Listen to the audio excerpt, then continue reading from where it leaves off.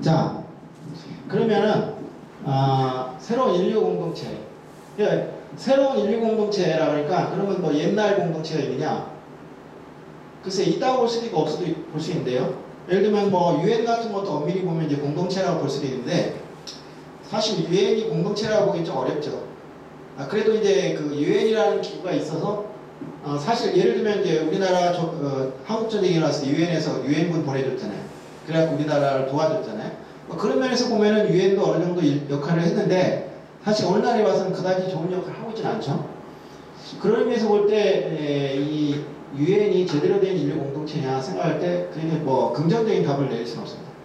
그럼 새로운 인류 공동체는 뭐냐? 사실 답이 없어요. 저도 확실하게 정의를 못하겠습니다. 다만 이 공동체라는 말은 원래 공동체라는 말은 삶을 같이 하는 집단이거든요. 가장 하면 농촌 공동체. 농촌 같은 경우에는 모든 것을 같이 해요. 일도 같이 하고 그 다음에 생사화복을 같이 하고 그 다음에 관원상제를 같이 하고 그 모든 걸 함께하는 집단. 그것이 바로 농촌 공동체인데 그 공동체라 그러니까 쉽게 얘기해서 서로의 삶을 공유할 수 있는 집단. 그런 의미에서 공동체라는 단어를 쓰죠. 그러니까 인류 공동체라는 것도 그런 의미에서 유엔같이 막연한 어떤 기구가 아니라 그래서 이제 공동체 정신이라는 게 있어요. 공동체 정신이라는 건 뭐냐면 하나의 그 구성원들을 갖다 가족으로 보는 거죠. 그 가족으로 보고 그 사람들의 삶을 함께 책임지고 나아가자. 이게 바로 공동체 정신이에요. 그러니까 공동체 정신이 이 세계적으로 확대를 하게 되면 인류 공동체가 되는 거죠. 근데 그 전에 이제 뭐냐면 여러 가지 지역 공동체가 있어요. 예를 들면 이제 유럽의 EU가 대표적인데 그런 공동체 아니면은 동남아시아에는 동남아시아 국가들의 그 공동체 아세안이라고 있어요. 뭐 그런 식의 공동체. 그리고 사실 중남미에도 있습니다. 남미에도 있는데 동아시아에는 없어요. 공동체가. 그 얘기는 이제 하겠는데 그러한 그 지역 공동체를 하나로 만드는 것이 인류 공동체가 되면 좋지 않을까라는 생각에서 이 얘기를 이제 하게 되는 거죠. 자, 이런 식으로 앞으로 강의가 진행될 거예요. 오늘은 이제 1강이고, 그 다음에 2강, 3강. 이제 그 여러 가지 수준에서, 이게 이제 국가 차원이죠. 여기는 가정 차원, 여기 남녀 관계, 그리고 인간의 어떤 개인적인 깨달음, 그 교육, 역사.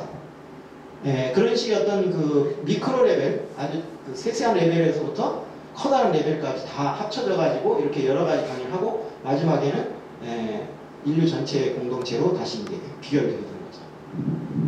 자, 오늘은 일종의 오리엔테이션이라고 할 수 있습니다. 자, 새로운 인류 공동체를 위하여 가야 할 길. 자, 이 전체를 위해서 우리가 어떤 식으로 가야 되는가라는 것을 오늘 소개하는 겁니다.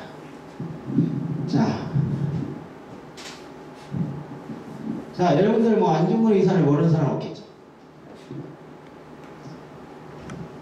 자, 우리 안중근 선생님께서 이토 히로부미를 1909년 하얼빈역에서 저격했다. 이거를 모르면 한국 사람이 아니죠.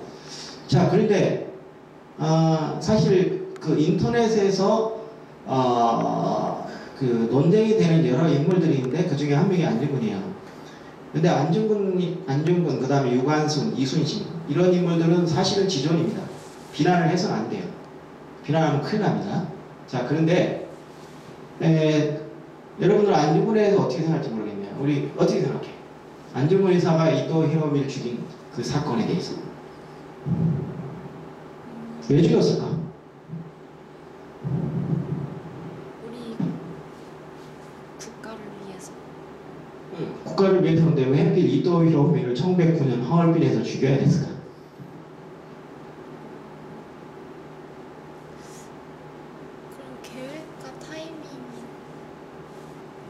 그게 계획과 타이밍이 맞다. 계획을 왜 세웠을까?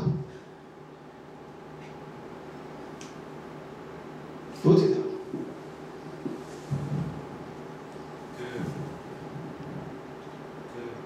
일본이 서부의 서양 열강 제국들로부터 동양을 지켜줄 거라고 하는데 그러한 방향과 잘못된 방향으로 일본이 이제 동아시아 지역 내에 오히려 야욕을 부리니까 그것은 이 지역의 평화를 깨뜨리는 행위다. 오, 어디서 읽어봤어?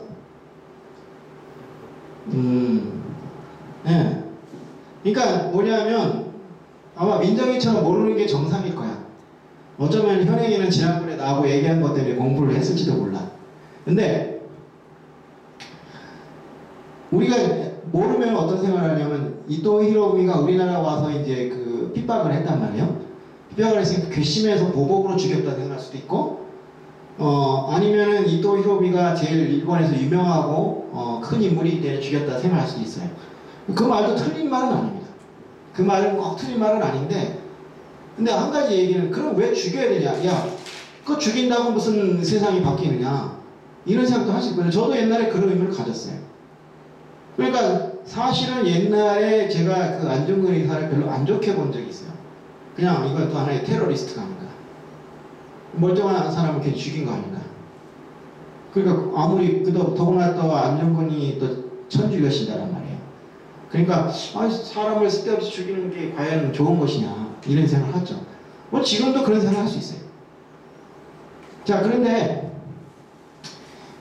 이 안중근의 이 동양평화론이라는 게 있습니다.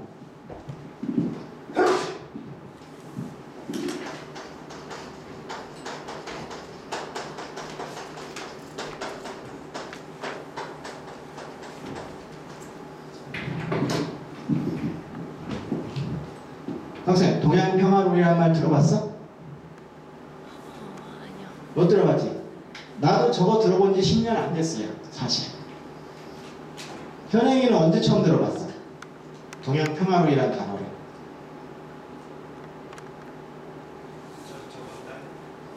그러니까 아마 대한민국 사람 중에 안중근 모르는 사람 없지만 동양평화론이라는 말을 들어본 사람도 그렇게 많지는 않을 거예요. 거꾸로. 왜 그러냐? 안 가르쳐주니까. 그럼 테러리스트가 되는 거야. 이게 잘못된 교육이에요. 심지어 동양평화라는 책이 도서관에도 없어요. 이게 언제 써진 거냐면 안중근 의사가 체포됐잖아요. 그리고 나서 사형선고 받고 나서 죽을 때까지 그 시간, 그 사이에 쓴 거야. 그 두 가지를 썼어 그때. 자기 회고록을 쓰고 그 다음에 동양평화론을 집필 했어요. 그러면서 재판부에게 내가 이 책을 다 쓸 때까지만 날 죽이지 말아달라. 그렇게 부탁을 했어요. 그런데 일본 애들이 그 약속을 어기고 중간에 죽였어요. 그래서 동양평화론이 다 완성되지 못하고 안중근 의사가 죽은 거죠. 자, 그런데 이 동양평화론이 뭐냐? 뭐 구체적으로 설명하기는 어렵지만은 한마디 이거죠. 지금 우리 여기 학생이 얘기한 것처럼 서양 열강이 세계를 침탈한다. 그거 맞잖아요. 그 당시 제국주의 시대에 그때 안중근이 그런 거예요. 우리 동양 국가들은 서양을 침략한 적이 없다. 그런데 너네가 왜 침략을 하느냐? 이제 일단 서양을 비판해요. 그리고 우리가 서양의 침략을 맞서기 위해서 어떻게 해야 되느냐? 이 한중일 삼국이 하나가 돼야 된다. 그리고 일본이 가장 세고 강한 나라니까 너희가 리더가 돼서 이 동양 삼국의 평화를 지키는데 앞장서 달라. 그래 우리는 협조하겠다. 그러면서 한 말이 러일 전쟁 때 중국하고 우리나라가 일본에 협조를 했다. 협조한 이유가 뭐냐? 러시아라고 하는 서양의 열강 중에서 제일 난폭한, 그러니까 러시아를 제일 나쁘게 봤죠. 러시아라는 그 조폭국가죠. 그 조폭국가를 너네가 대신 싸워주니까 우리가 너네를 지원해줬다. 그런데 저희 러일전쟁이 끝나고 나서 한국에 막 침략을 해온다. 배신감을 느낀 거죠. 이 말이 되냐? 이제라도 너 일본 회개해야 된다. 회개하고 한중일과 한국과 중국과 함께 이 동양평화를 지키기 위해서 너가 리더가 돼서 앞장서 달라. 우리도 협조하겠다. 그러면서 여러 가지 얘기를 해요. 뭐 예를 들면 지금 EU라는 데서 유로화라는 걸 쓰고 있죠. 그런 공동 통화를 만들자. 그리고 공동 은행을 만들자. 그리고 세 나라 황제가 로마 교황 앞에 가서 평화 서약을 해보자. 이런 있잖아요. 진짜 굉장히 대단한 그 얘기를 하고 있더라고요. 그러니까 당연히 단순히 뭐 그냥 동양 평화를 지키자 이런 막연한 얘기가 아니라 거의 지금 EU에서 하고 있는 것을 지금 유럽연합이 하고 있는 것을 거의 옮겨놓은 것 같은 얘기를 하고 있는 게 그것도 뭐냐? 지금부터 100년 전에 대단하다는 걸 생각했어요. 이런 어떤 선구적인 생각을 했구나. 그러니까 안중근은 단순한 테러리스트가 아니라 굉장한 사상가였죠. 철학자였고. 그러면서 제가 안중근 의사에 대해서 가졌던 나쁜 생각을 버렸습니다. 안중근 의사가 단순한 테러리스트가. 그럼 왜 이토 히로부미가 죽었느냐? 이제 그런 의미에서 뭔가 일본에게 메시지를 전달해야 되는데 누구에게 어떻게 전하냐? 가서 떠들어봐야 안 들을 테니까 이토 히로부미라는 가장 중심적인 인물을 살해하고 거기서 재판을 받으면서 다시 얘기를 함으로써 일본에 대해서 너희들이 그러면 안 된다. 그리고 참 예언을 했는데 뭐냐, 만약 너희들이 이대로 계속 이 동양을 침략할 경우에 그 끝에 가서는 파멸할 것이다. 근데 어떻게 했어요? 진짜 파멸했잖아요. 그죠? 1945년에 항복해버렸잖아요. 그러니까 안중근 의사가 예언을 제대로 한 거예요. 어? 너희들이 이런 식으로 나가면 안 된다. 내 경고를 무시하면 분명히 파멸의 길을 올 것이다. 근데 실제로 파멸했어. 안타까운 것이죠. 그때 일본이 그 말을 주의 깊게 들었으면은 이 세상이 어떻게 바뀔지 모르는데, 네, 아쉽기는 한데 뭐 그렇게 됐어요. 역사를 바꿀 수는 없으니까. 자, 이 동양평화라는 내용이 이런 겁니다. 그러니까 세 나라가 연대 의식을 가지고 동양을 평화롭게 만들자. 그리고 나아가서 그 동양 삼국의 연대에 의해서 동양 지역의 평화를 이루게 되면 당연히 세계 평화도 이루게 되는 거죠. 그것까지 시야에 되는 거예요. 자, 이 안중근 의사의 동양 평화론은 그런 의미에서 지역 공동체 결성의 선구적 사상이었다. 그러니까 지금 이제 그 EU 같은 공동체가 생기고 있는데 그것의 어떤 선구적인 형태로 이 안중근 의사의 이 동양 평화론이 주창이 되었다. 이렇게 되는 거죠. 하지만 일본은 배신을 했습니다. 그래가지고 계속 이제 침략을 하게 되는데, 자, 일본이 1920년대 가서 20년대 말에도 어떤 세계 열강과 이제 같이 보조를 맞추면서 그 침략을 했는데요. 1930년대 가서 어떻게 되죠? 만주사변을 일으키죠? 1937년에 뭐 이렇게 중일전쟁을 일으키죠? 그 1941년에 태평양전쟁을 일으키게 되죠? 그게 뭐냐면은 처음에는 서양의 이 한패거리가 돼가지고 서양 열강의 한패거리가 돼가지고 아시아를 침략했어요. 아시아를 침략했는데 가만히 생각해보니까 이거야. 야, 영국은 세계를 지금 거의 지배하고 있어요. 그래서 해가 지지 않는 나라가 되버렸죠. 그리고 뭐 프랑스도 그렇고 이런데 자기가 딱 보기에 보니까 침략할 곳이 없어. 아무리 들여다봐도 중남미는 미국이 다 먹고 있고, 그리고 아프리카는 서양 연락이 다 차지하고. 그럼 어떻게 되느냐? 우리가 가질 건 아시아밖에 없는데 아시아도 보니까는 세계 여러 나라들이 나눠 먹고 있더라고요. 중국 특히. 그럼 어떻게 하느냐? 그럼 쟤네들하고 싸워야겠네? 이렇게 돼버린 거예요. 그래갖고 이제 무모하게 침략을 했다가 결국 이제 얻어 터진 거죠. 쉽게 얘기해서 조폭돌마니가 있는데 그 조폭돌마니가 나중에 지가 이제 그 오야군들을 갖다가 이제 공격을 한 거예요. 그러다가 이제 얻어 터지고 끝난 거예요. 이렇게 된 거죠. 결국 안중근 의사의 현명한 그 경고를 무시한 일본은 패망을 했습니다. 자, 그리고 2차 대전이 끝나고 나서 세계는 지역 공동체를 위한 움직임을 보이게 됐습니다. 자, 2차 대전 후에 제일 먼저 지역 공동체를 만든 지역이 어디냐? 유럽인데, 자, 왜 유럽에서 제일 먼저 지역 공동체를 만들게 되었을까요? 어떻게 생각해요? 학생 어떻게 생각해? 그러니까 전쟁에 대한 공포가 가장 현실적으로 와닿는 부분이기 때문에. 전쟁에 대한 공포.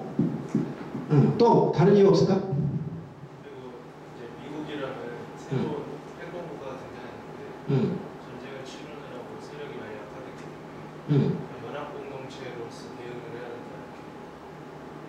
미국이 전쟁을 치르면서 약화되었다. 미국이라는 패권국이 등장하니까 유럽은 집단으로 대응해야 된다. 그러니까 미국이 너무 커졌으니까 거기에 대응하려면 단결을 해야 된다. 그 말도 일리가 있고. 자, 그런데 한 가지 주의할 것은 유럽이 처음에 이 공동체를 만들 때 유럽이 하나가 되지 않았어요. 둘로 나눠져 있었어. 어떻게 나눠져 있었을까? 냉전 시대라고 들어봤죠? 냉전 시대에 유럽이 반으로 나눠져 있어요. 어떻게 나눠졌지? 동유럽하고 서유럽하고. 동유럽은 누가 오야해? 누가 우두머리죠? 그렇죠, 소련. 서유럽은 미국이죠? 자, 지금 얘기한 대로 미국이 강화됐기 때문에 유럽이 하나가 된다, 이 얘기도 있고, 그 다음에 전쟁을 겪었기 때문에 더 이상 전쟁을 하지 말자. 그런 의미에서 어떤 공동체를 만들 수 있는데 또 한 가지는 뭐냐? 바로 냉전이라는 거죠. 그러니까 서유럽 뭉치게 된 것은 동유럽하고 소련이라는 존재들 때문에 그러니까 미국에 대한 대항의식도 있지만 사실은 동유럽 국가 그리고 소련에 대한 대항의식이 있어요. 그런 거죠. 그래서 서유럽에 뭐가 있냐면 EC라는 처음에는 EC예요. 그러니까 이게 갑자기 EU가 된 게 아니라 이게 순서가 있습니다.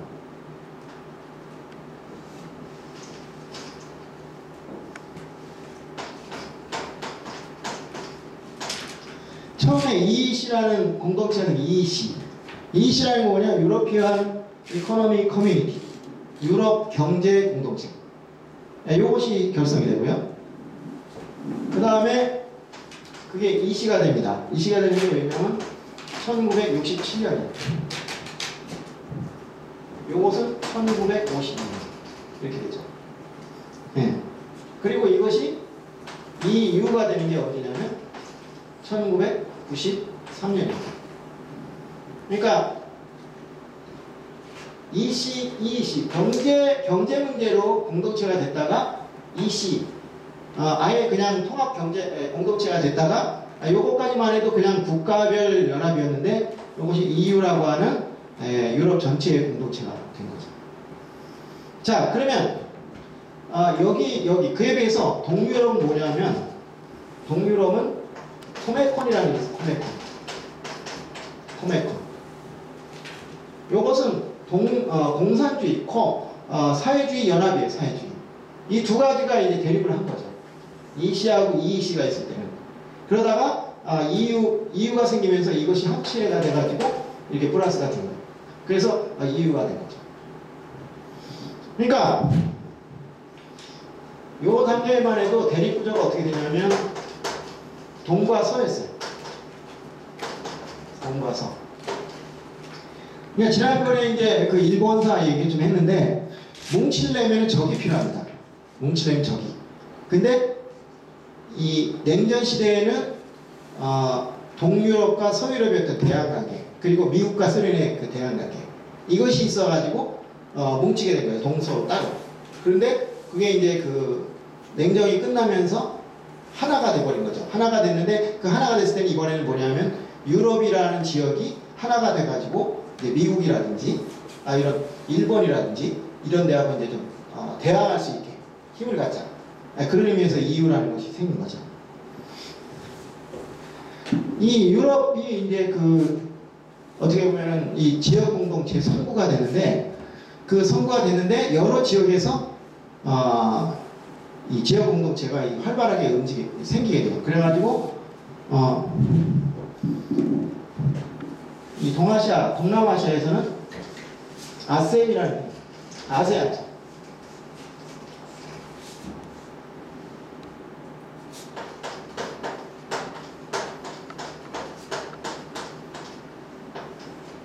아세안이라는 게 생깁니다. 아세안. 아세안이라는 거는 여기 이스트 동남 아시아 연합이 되는 거죠.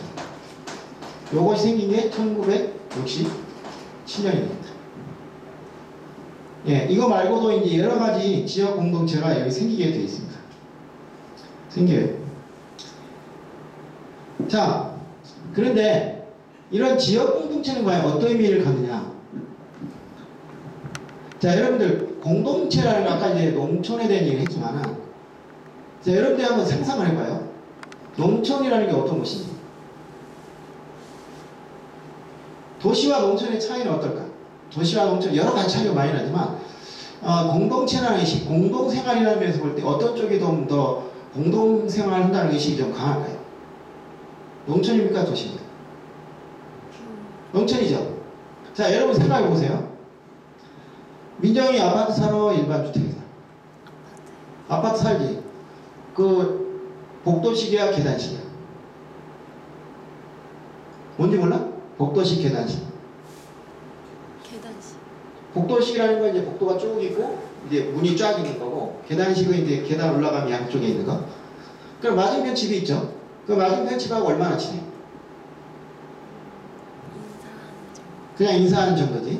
그 집에 가본 적 있어? 그 사람들이 집에 온 적 있어? 없지. 인사를 하자면 다행이에요. 우리는 있잖아요. 우리는 옆집하고 인사도 안 해. 아니, 나는 인사했는데 그 싸가지 없는 것들이 인사를 안 해가지고 나도 요새 인사를 잘 안 해. 참 웃겨. 근데 옛날에는 그 안 그랬거든요. 옛날에 있잖아요. 이사 오면 막 떡도 돌리고 막 그랬어. 떡안 돌리더라고요. 떡도 안 돌리고 뭐 계단에서 막 엘리베이터에서 만나서 막 아무 척도 안 해. 그러니까 뭐냐? 공동체 의식이 있어 없어요? 없어요.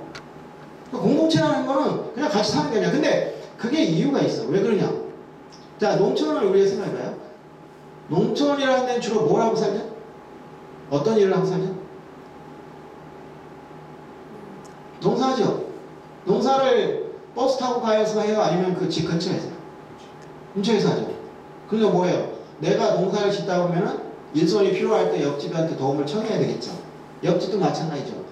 그럼 뭐냐? 서로 도와야지 살 수 있는 것이에요. 그러니까 일도 같아. 일단 같은 일을 하고 있죠. 같은 일을 하고 있다면 서로 도와줄 수 있는데 거기다 직장도 같아. 같은 곳에 있어. 그리고 집도 같은 데서.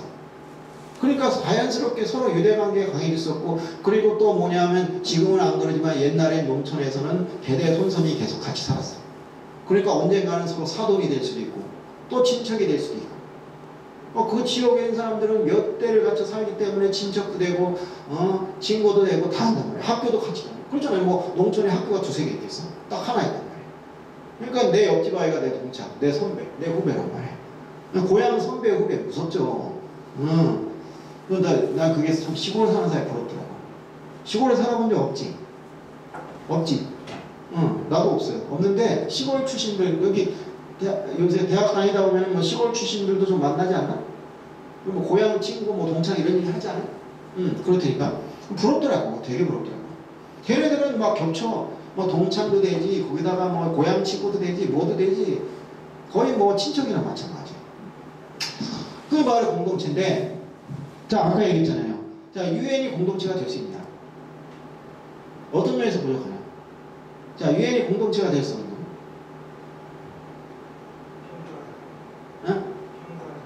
평등하지 않다. 그것도 있죠. 그러니까 유엔이라는 거는 2차 대전이 끝나고 나서 강대국이 중심이 돼서 그 평등하지 않다는 증거가 뭐죠? 상임이사국이 무슨 권을 가지고 있죠? 거부권을 가지고 있죠. 예. 그러니까 다른 나라가 다 찬성해도 상임이사국이 거부하면 끝난단 말이에요. 웃기는 거죠. 그러니까 그는 엄밀만한 공동체다. 예. 그러니까 지금 이제 유엔이 기능이 뭐가 별로 이렇게 뭐 특별하게 잘하는 게 없어. 근데 그래도 있는 게 나. 있는 게 나은 게 유엔이 어떤 그 뭐 비난을 결의한다든지 아니면 뭐 이런 제재를 결의한다. 이러면 어느 정도 있잖아요. 상대방이 겁을 먹을 수밖에 없어. 그 미국도 자기 예를 들어 이라크 파병이라고 할 때도 유엔을 거쳐가서 하려고 굉장히 애를 씁니다. 왜냐하면 유엔에서 승인을 해주면은 국제적으로 승인을 받게 되기 때문에 자기들이 뭘 해도 이게 좀 찜찜하지가 않는데 그거 없이 해버리려고 하면 굉장히 찜찜하거든. 그런 식으로. 자, 그런데 진짜 공동체를 만들 수 있는, 진짜 인류 공동체를 만들 수 있는 게 뭐냐? 바로 지역 공동체를 가지고 만드는 거죠. 그러니까 쉽게 얘기해서 유엔이라는 거는 그냥 전 세계적으로 공동체를 만들어 가지고 그걸 덮어 씌워버릴 꼴이 된 거 아니에요. 그죠? 근데 그게 아니고 유엔이라는 것을 같이 이렇게 위에서 덮어 씌운 것이 아니라 우리로 치면 말이죠. 우리로 치면은 사람들끼리 어떤 교류를 해가지고 예를 들어서 내가 일본과 우리나라가 어떤 공동체를 만든다 그럴 때 그걸 갖다가 그냥 이렇게 뭐냐면 일본 정부가 우리하고 만나서 우리 공동체 만들어줍시다 이게 아니라 우리나라 사람들하고 일본 사람들하고 만나서 교류를 해가지고 서로 친해져서 그래서 서로 공동체를 만들어. 그러면 훨씬 좋은 공동체가 되죠. 마찬가지예요. 지역 공동체라는 건 아무래도 일종의 옆집이잖아요. 예를 들어서 여기 학생들이 옆집하고 친해지는 거는 마음을 안 먹어서 그렇지 쉽단 말이야. 그러니까 옆집하고 친해지고 윗집하고 친해지고 그렇게 계속 친해져가지고 그 건물 아파트 건물 전체가 친해지고 그리고 옆 건물하고 또 친해지고 이렇게 되면 훨씬 더 실질적인 공동체가 되잖아요. 이제 그런 걸 시도할 때 바로 이 지역 공동체라는 게 굉장히 중요한 의미를 갖는다는 거죠. 그러니까 처음부터 세계 공동체를 만드는 게 아니라 세 공동체를 만드는 게 아니라 각 지역별로 공동체를 만들어 가지고 그 공동체가 하나가 되는 형식으로 세계 공동체를 만들면 그게 딱 좋다. 자, 공동체를 만들어서 유럽이 공동체 만들어서 얼마나 좋았느냐. 자, 여러분들 그 제1차 세계대전 원인이 뭐죠? 사라예보의 총성이죠. 그 사라예보가 어느 나라의 수도였죠? 네? 보스니아. 어? 보스니아가 아니야. 세르비아. 그 당시에 세르비아 있어요. 그게 나중에 유고가 됐죠. 유고슬라비아가 지금 다시 나눠졌는데 여기 세르비아의 수도 그 사라예보 거기에 이제 오스트리아 황태자가 갔어. 거기서 총을 맞아 죽었어. 왜 죽었느냐? 오스트리아하고 세르비아하고 분쟁이 붙어있는 상태에서 이 황태자가 어떻게 화해를 해보려고 간 거야. 그런데 어느 날 과격파가 있잖아. 그래서 죽인 거야. 죽였는데 이 발칸반도라는 게 1990년대 엄청나게 전쟁이 벌어졌잖아요. 내전이 벌어졌어. 그래서 그 발칸반도를 뭐라냐? 유럽의 화약고라고 했어요. 그 발칸반도에는 슬라브족도 있고 그 다음에 또 뭐더라 슬라브족하고 또 마자르족하고 여러 족이 섞여 있어요. 그리고 슬라브족은 또 러시아하고 민족이 같아. 그래서 러시아가 또 슬라브 민족주의를 내세워서 또 이 발칸반도를 막 건드려요. 그리고 오스트리아는 자기 영역이니까 지키려고 하고, 그러니까 오스트리아가 그 당시에 강대국이었잖아. 강대국이니까 또 러시아하고 이렇게 서로 대립이 되고 막 여러 가지가 섞여가지고, 그리고 내가 그 발칸반도 역사책을 읽어봤는데 발칸반도가 이게 지역적으로 분리가 많이 돼 있어요. 그래서 서로 분쟁이 굉장히 심하게 일어나는 지역이야. 자, 그런데 발칸반도가 세계 화약고라고 한다면 유럽은 어떨까? 유럽 전체. 자, 여러분들 유럽 사람하고 생각해봐. 자, 11세기, 12세기, 13세기 유럽을 휩쓴 전쟁. 무슨 전쟁일까?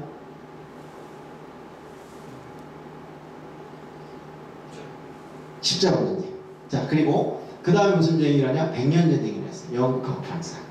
그 다음에 뭐냐 하면은 17세기에 무슨 전쟁이냐? 30년 전쟁이 일어났어. 그리고 18세기에 영국하고 프랑스하고 왕위 계승 전쟁이 일어났어. 그리고 19세기에는 제국주의 전쟁이 일어났어. 나폴레옹 전쟁이 일어났어. 그 다음에 버블 전쟁, 보호 전쟁, 온갖 전쟁 다 일어났어. 그러니까 어떻게 보면 우리가 보면은, 근데 그 기간에 동양에서 무슨 전쟁이 일어났을까? 잘 생각해봐. 아시아에서 무슨 전쟁이 일어났죠? 중국하고 일본하고 한국 사이? 19세. 별로 전쟁은 기억 안 나지? 기껏 생각나는 게 왜 너였던 미디어시? 전쟁? 그죠? 국제전쟁 없잖아. 지들끼리 싸우고 있어도. 그러니까 뭐냐면 동양에 비해 서양이 전쟁이 훨씬 많았죠. 유럽이? 그러니까 유럽 자체가 화약고야. 그렇게 얘기할 수 있죠? 유럽 자체가 화약고야. 왜냐? 그만 구하는 나라들이 많거든. 그만 구하는 나라가 많으니까 서로 싸우는 거야. 그런데 20세기 후반 2차 대전 끝나고 유럽에서 큰 전쟁이 일어났다 안 일어났다? 하나도 안 일어났잖아.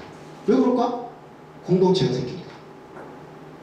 왜 공동체가 생기면 전쟁이 일어나느냐? 공동체에서 해결해주거든. 막 화해시켜주거든. 그러니까 기껏 일어난 전쟁이 뭐냐? 발칸반도 유고 내전밖에 없어. 그걸로 난리가 났었지. 그것도 유고가 공산주의 국가 끝나니까 일어난 거야. 그전에는 그것도 안 일어났어. 그러니까 공동체라는 게 이렇게 중요한 거예요. 그러니까 지역 공동체가 생기면 생길수록 세계가 평화로워질까 어지러워질까? 당연히 평화로워질 거죠. 그러니까 지역 공동체를 많이 만들어서 그것을 통합시키면 세계의 전쟁이 없어질 수도 있다. 왜냐? 유엔 말은 안 들어도 지역 공동체 말을 들어야 돼. 왜냐? 바로 옆 나라니까. 옆 나라 말 안 듣고 거기서 나 똘똘 뭉쳐. 그래? 너 왕따 시킬래? 그러면 자기 꼼짝 못해. 그럼 못해. 함부로 못해 행동해. 그러니까 지역 공동체가 중요해. 그렇기 때문에 이 얘기도 필요한 거예요. 지금 이 북한이 뻑하면 지금 요새 또 미사일 쏘고 있죠? 북한이 왜 미사일을 쏠 수 있을까? 왕따잖아요. 왕따니까. 지금 어때요? 왕따 상태거든. 자, 그러면 이 북한을 포함해서 일단 이 얘기를 만다는 건 바로 이 지역의 평화를 가져오는 하나의 원동력이 될 수 있단 말이에요. 이스트 에이시아 유니온. 그런데